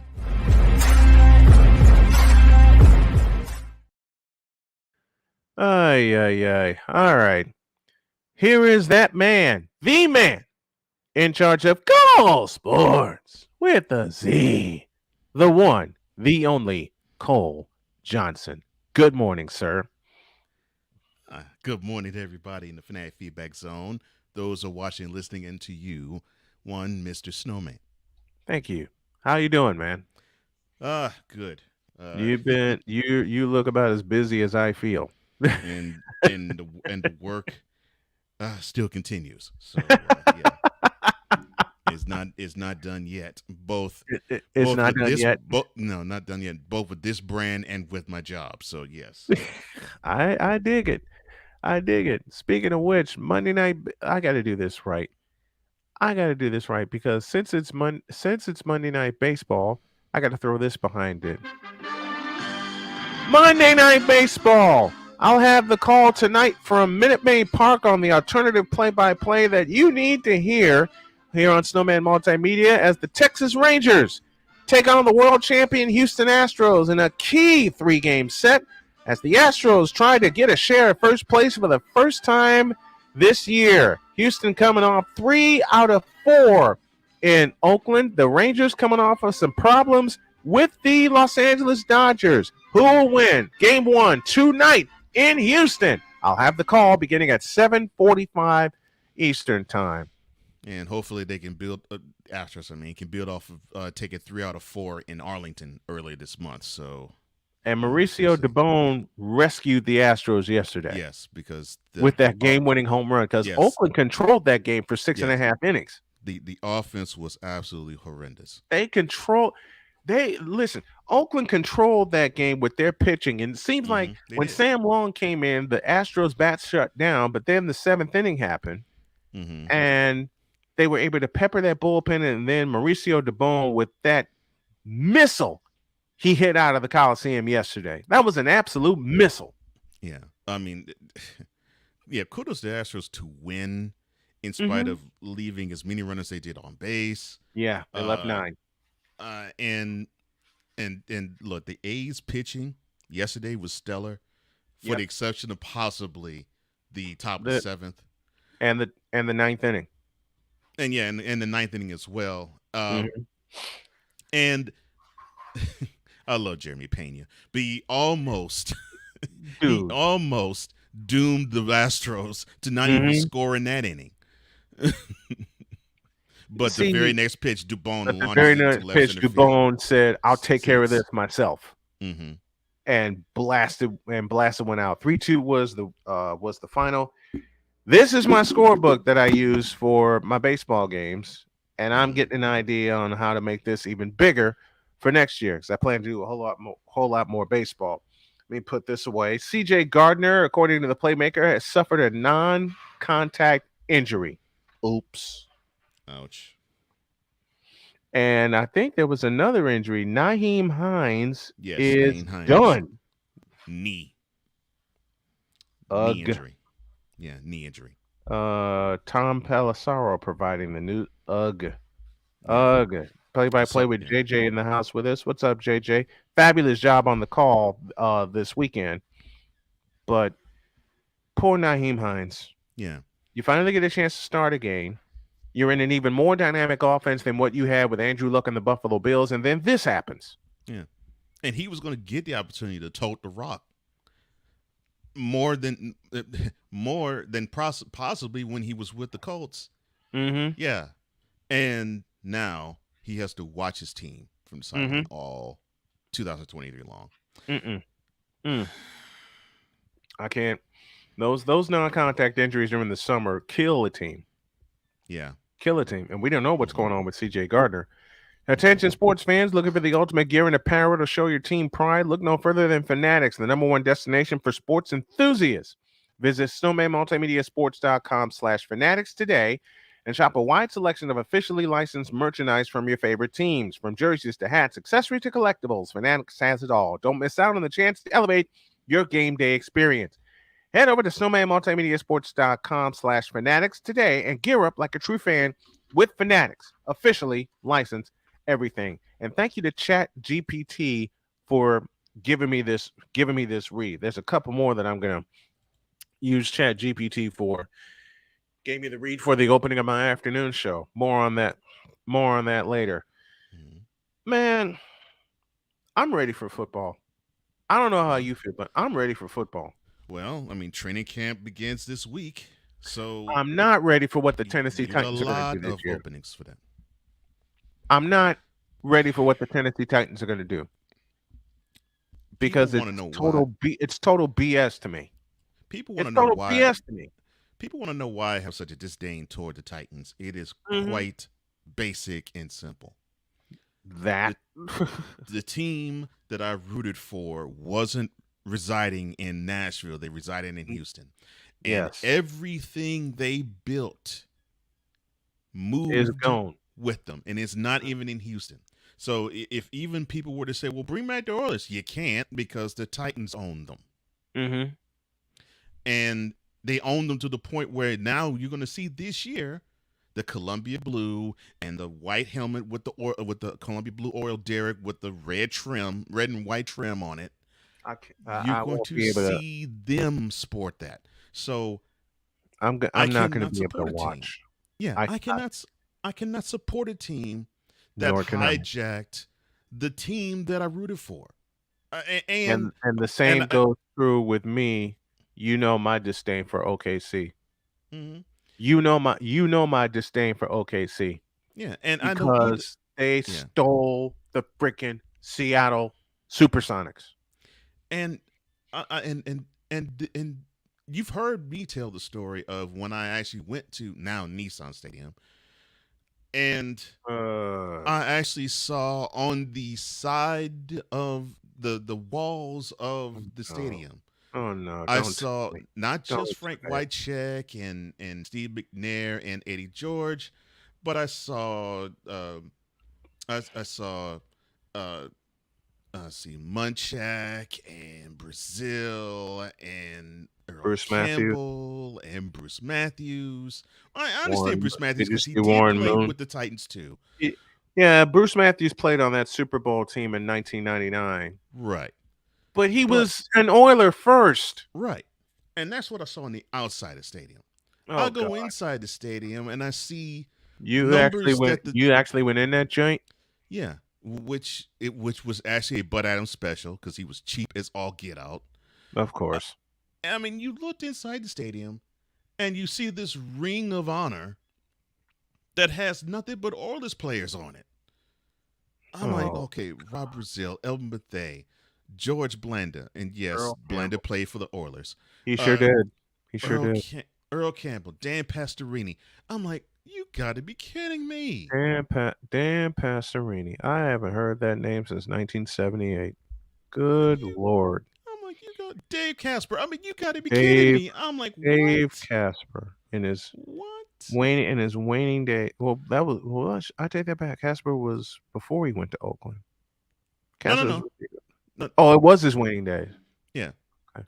Yeah. It was like the tail of his prime, his waning days. You got to take all the tradition of the Astrodome and stick it inside the cheapest stadium you've ever saw. And Ryan, there you go. Good Lord, I'm about to throw up.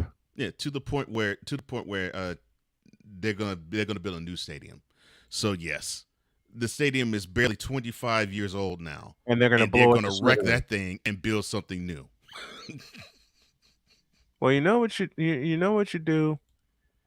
This is me in charge, being dictator of the NFL, and I know this ain't gonna happen, but I wish it would. Since they're gonna build a new stadium, you take the Houston Texans, right? Flip them. Yeah, I agree. Oh, let me do this real quick. Please do.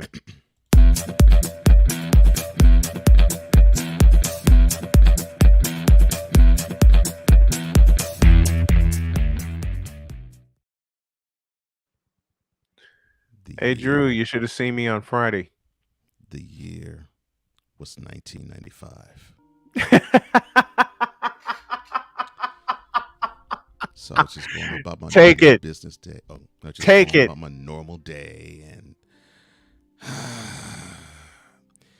it was a nice, crisp fall day in Houston, and it's not like your normal days in fall, in Houston. I mean, it's still a little warm, but it still was better than most days of the year. Oh dear Lord! I had a decent day at work. As menial jobs go, you flip off the boss. Yeah. You want to curse out a couple of customers. You curry the favor of your coworkers. See, a really good day, right? Yep. And so I go home, and I'm still not quite with roommates yet. That is about another 6 months from now. So I go home, right, and say hi to my mom, and go upstairs to my room, and I happen to turn on the TV set. Uh-oh. and I saw that Goodyear blimp called Bud Adams. KS.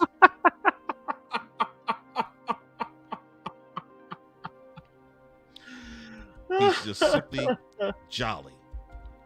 Happy as he's in this building. I don't know what building it was at the time. But he was on TV and they just cut to him. The Houston News just cut to him like it was a press conference that was about to happen. So, oh Lord, I see this Stay Puft Marshmallow Man with the worst toupee known to man. Getting ready to walk on the stage. Right. And so he waddles his walrus behind up on the stage. He breaks to his right, waddles some more, and then he meets a guy that I did not know the name of, but he was introduced as Phil Bredesen. Boy. Who was Phil Bredesen? Well, he, at the time, happened to be the mayor of Nashville. And I got a chance to see my childhood team. Yes, the one that pushed and pushed and pushed the Steel Curtain era Pittsburgh Steelers to its limit, but they just couldn't overcome them. Right. The same ones that went so low in the dirt that fans wanted that Stay Puft Marshmallow Man to go, period, but they still loved the Oilers. And they performed so poorly, they were able to buy the rights of Warren Moon. Same team that went to the playoffs 7 straight years, but could not even see an AFC championship game. Yes, the forerunner to now the Cowboys of today. Oh boy. And yes, the same team that had a 35-3 lead and they crapped it up in the 1992 AFC wildcard game against the Bills in Orchard Park. The same team that held a 13-0 lead the next year when they had the number 2 seed to the Joe Montana-led Kansas City Chiefs, only to see that whack 46 defense get chopped to bits, scored 28 unanswered points. Yep. Been there. Watched it live. All of that came flooding into my spirit when I saw that Stay Puft Marshmallow Man with the horrible Kiwi-style black toupee on his head. Oh, he did not go there. Shake the hand of Nashville's mayor, Mr. Phil Bredesen. And Bredesen was happy. He says, yes, the NFL has come to Nashville. The city now is a major league market. And that chump, that Stay Puft Marshmallow Man idiot, had the audacity to take my team, the team I rooted for ever since I was 6 years of age, when I didn't know football, and deposited them from the city that I grew up in. Oh, God. How dare you, KS Adams? And how dare you actually bring your cheap ways down upon your daughter who runs the team now? Oh, boy. You know, like father, like daughter. You were cheap, sir, in your grave. I'm talking to you. You were cheap, and now your daughter is cheap. Hopefully she does not have a toupee on her head like you sported on yours ever since 1959.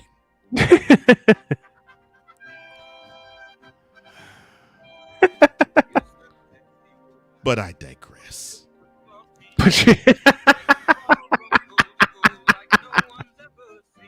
It hurts my soul that now we see today that the Tennessee Titans embrace Sing It, Lou,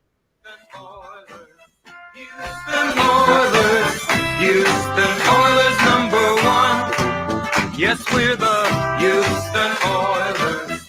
Houston Oilers. Houston Oilers #1. And that Stay Puft Marshmallow Man with the bad toupee job ruined my childhood, my adolescence, my teenage life, and my early adulthood by bringing the Columbia blue, white, and red to Nashville and away from Houston. How dare you? You. Bleep, bleep, bleep.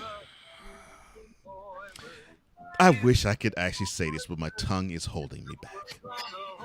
But I will say this to you, Mr. Adams. It is great to see how your team is circling the drain now, because now the citizens of Nashville are starting to get the taste of what we did in Houston. Oh, yeah. And I hope you all understand how much of a poison you all are when it comes to the NFL. And if I were the late Lamar Hunt, instead of shaking your hand and agreeing that the AFL will be born, he should have taken his right hand and slapped you right across the face.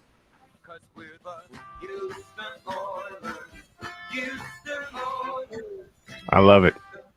How's that? How's that for what's that therapy playmaker?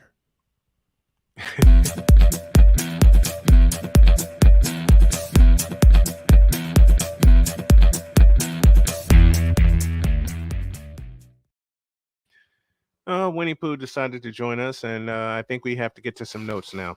Yes, we do. Yes, we do. Yes, we do.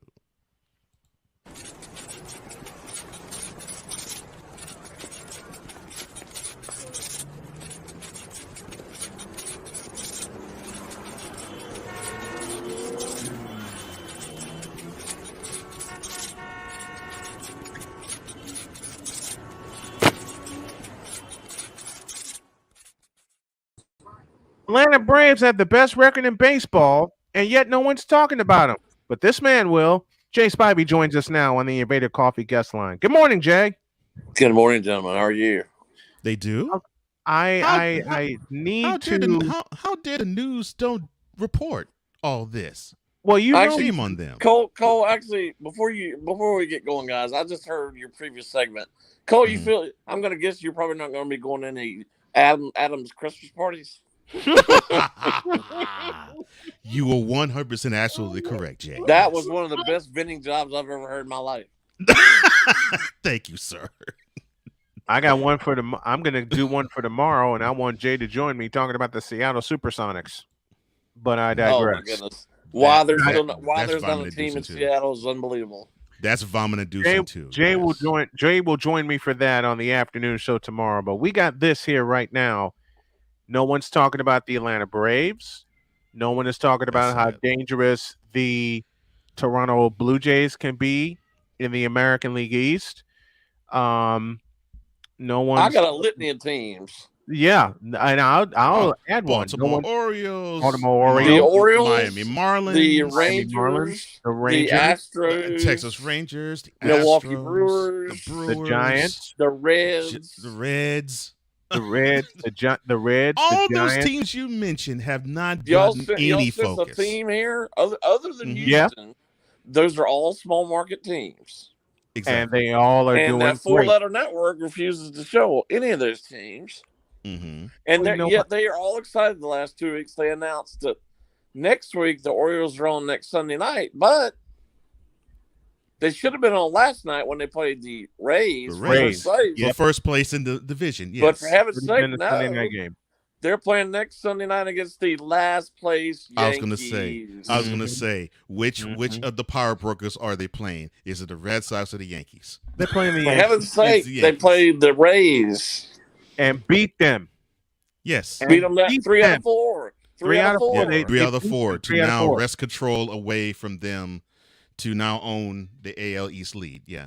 And how bad is it for the Rays right now? Let me start with Jay. Man, they started How so bad hot. is it for the Rays right now for them to have fallen on tough times that they have? And I'm being nice when I say that. Thank you, Ryan McCarthy, for that comment. And I know that's what Cole's laughing at.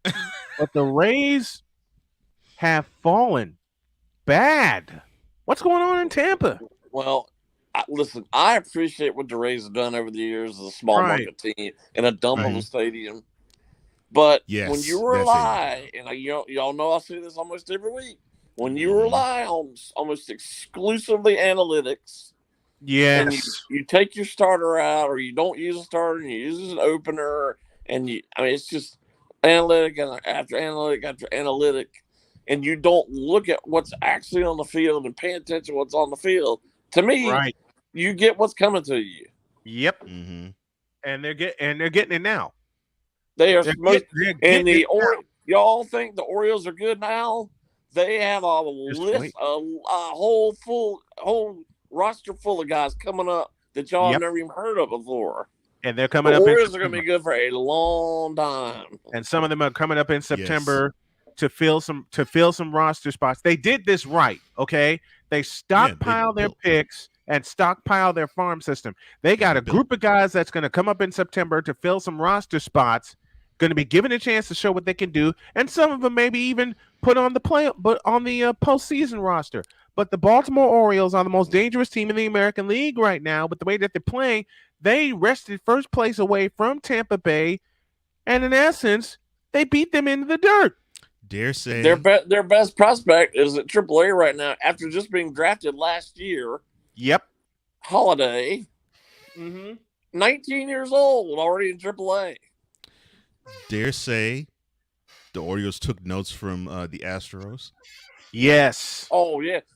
Matter of fact, I believe, Cole, you correct me if I'm wrong, I believe the Orioles' current general manager was assistant general manager with the Astros, correct?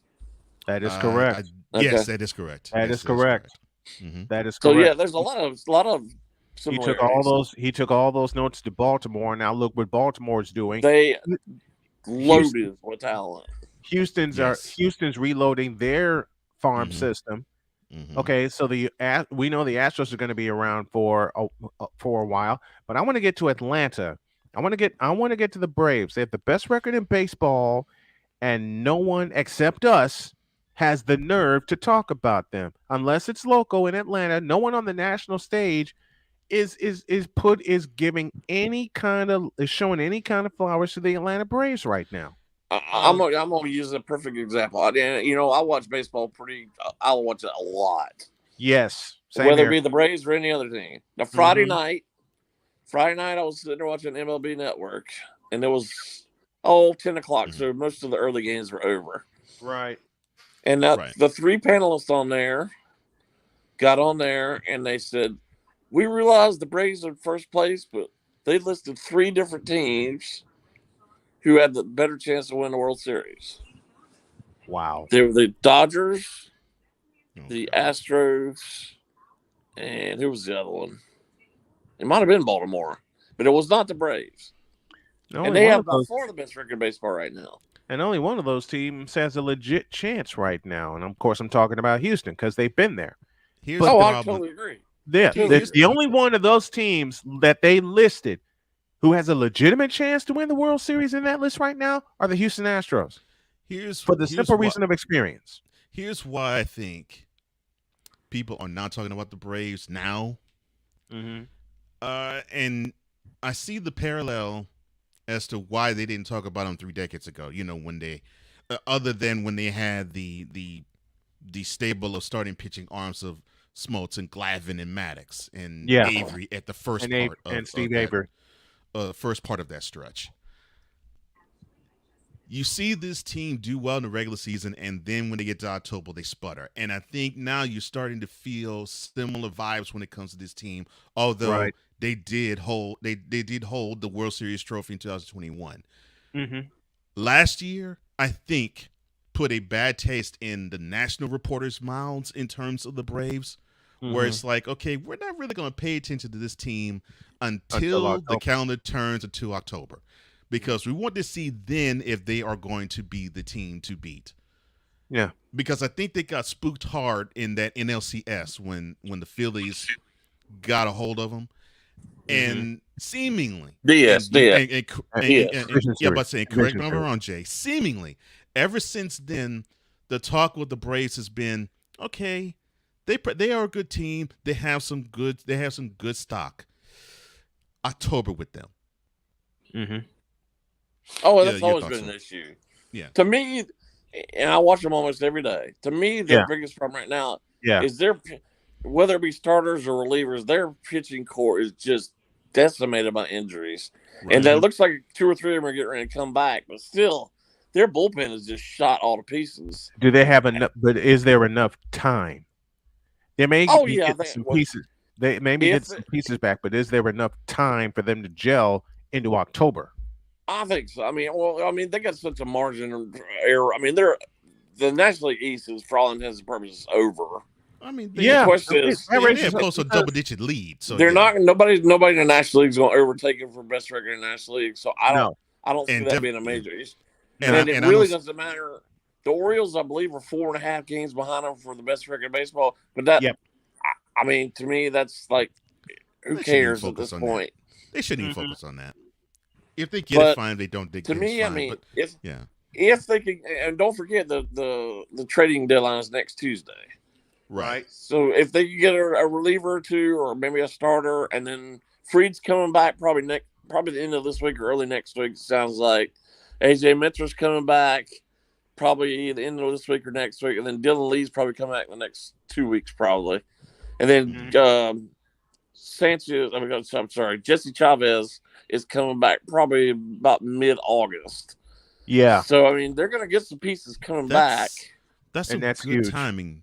That's huge. And they're coming back at the right time, too. And they're going to hopefully, Kyle Wright will come back by the end of August, 1st of September. Right. So you're going to get some pieces. And their bullpen is just, they're running on fumes. Yeah.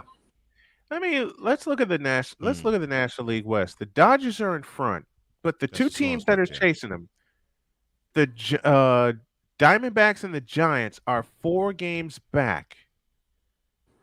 You know what? I hate to say this. Well, let's start the beginning of the season, and then even up till now, these so-called experts, so-called, stupidly picking the Padres to win the West. Man, those predictions were flying out. How many times have we been bitten by the fact?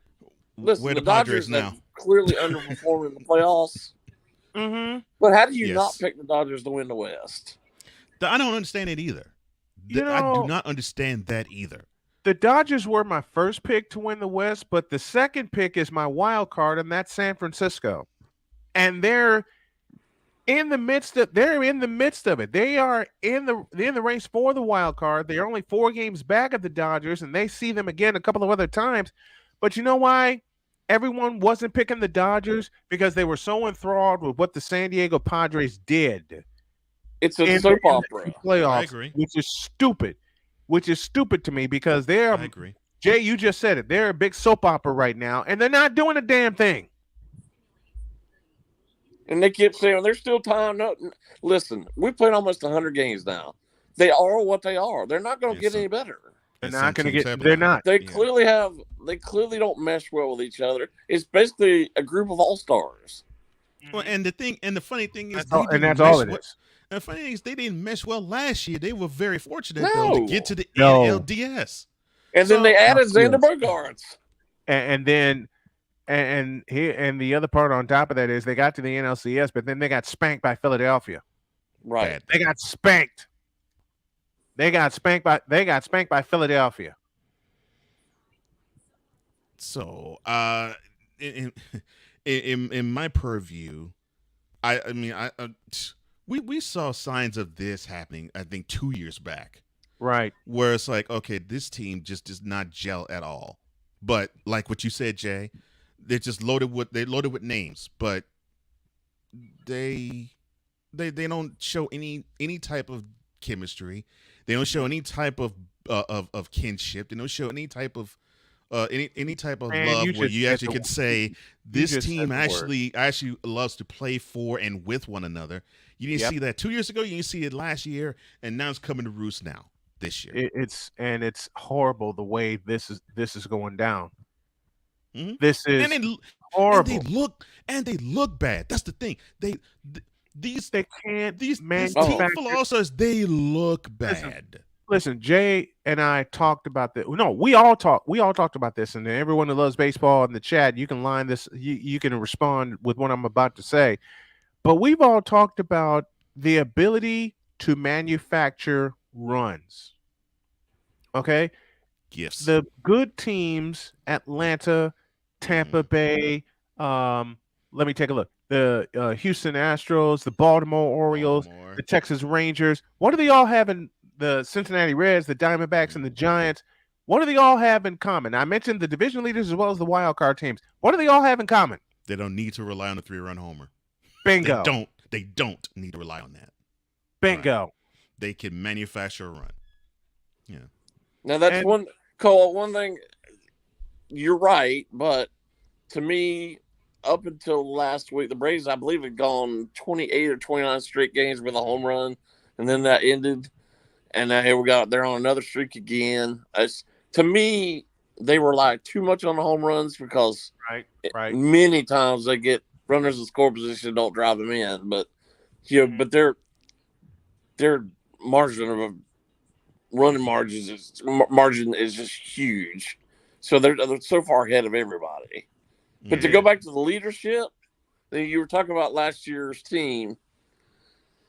Losing Freddie Freeman was huge to me. He was such a presence in the locker room. Oh, yeah. And then Matt Olson that was a blow.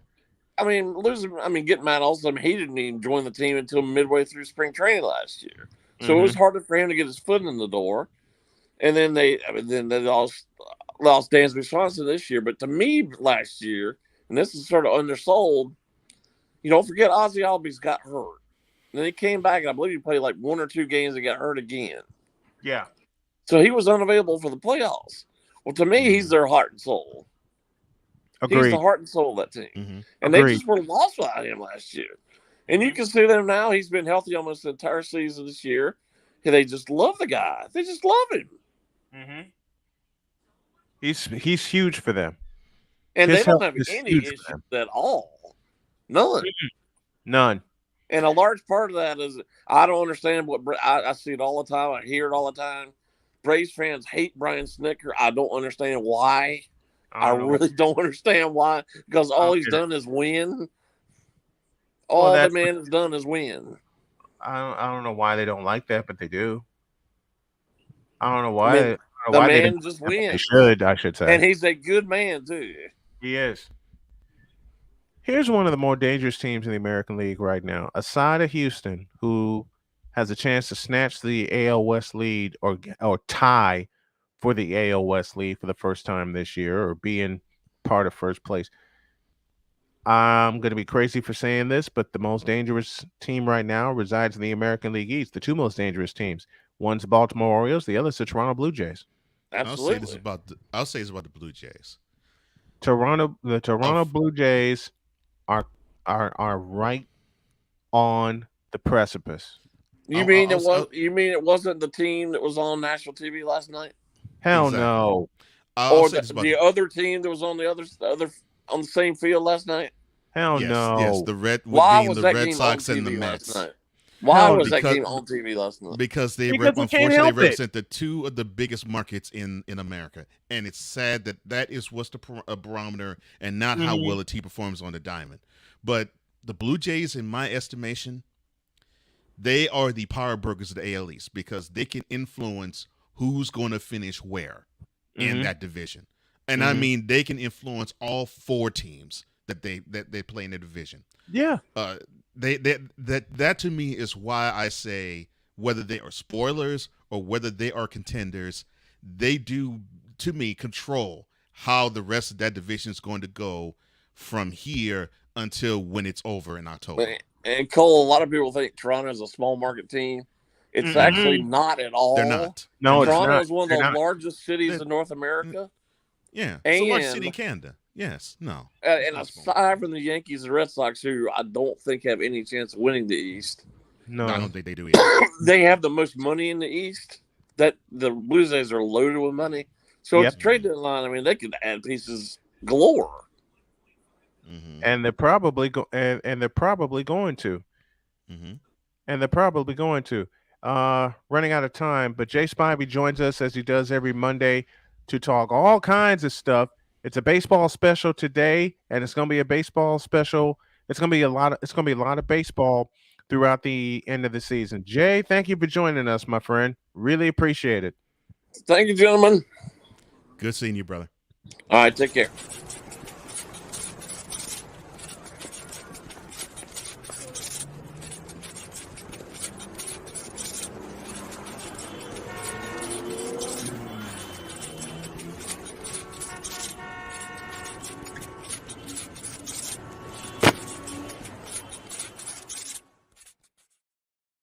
Out of time, and we're out of here. Have a great day. God bless. Remember to make your next move your best move, and always remember, if your dreams don't scare you, they're simply not big enough. Dream big, do bigger. We are, and we hope we all are too. We're out of here. See you tomorrow. Thanks, everybody.